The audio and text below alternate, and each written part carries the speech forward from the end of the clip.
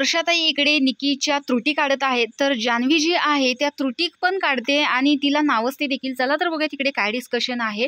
तर जान्हवी इकडे म्हणते की निकी ना आहे फटकळ, म्हणजे तोंडावर बोलते पण जे काही असेल ते तोंडावर आणि लगेच गोड पण होऊन जाते. त्याच्यामुळे तिचं बरोबर आहे ताई, तिला या दिवसामध्ये कसं वागायचं, कारण ती गेम खेळून आलेली आहे त्याच्यामुळे तिला कळतं की कुठे कसं वागलं पाहिजे.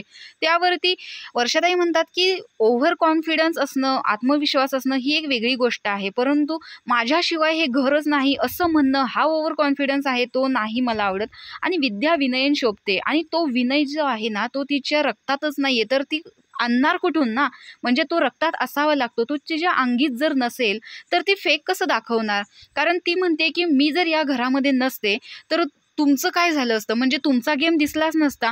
तर वर्षाताईंचं असं म्हणणं आहे की तू जर या घरात नसतीस तर दुसरं कोणीतरी असतं तेव्हा दिसला असता, म्हणजे तुझ्याशिवाय या घरामध्ये काहीच नाही असं म्हणणं याला काही अर्थ नाहीये. त्याच्यामुळे ज्या गोष्टी स्वतःकडे आहेत त्याही जपल्या पाहिजेत आणि दुसऱ्याला कमी नाही लेखलं पाहिजे असं माझं म्हणणं आहे. म्हणजे कॉन्फिडंट असावा, ओव्हर कॉन्फिडन्स नसावा, असं वर्षाताईंचं इकडे म्हणणं आहे.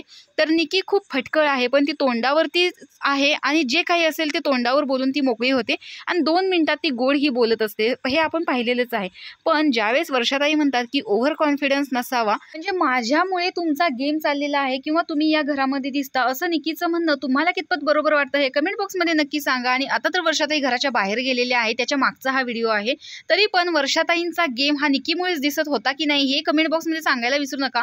आणि अशाच बिग बॉसच्या अपडेट्ससाठी आपल्या चॅनलला सबस्क्राईब करा. तोपर्यंत बाय.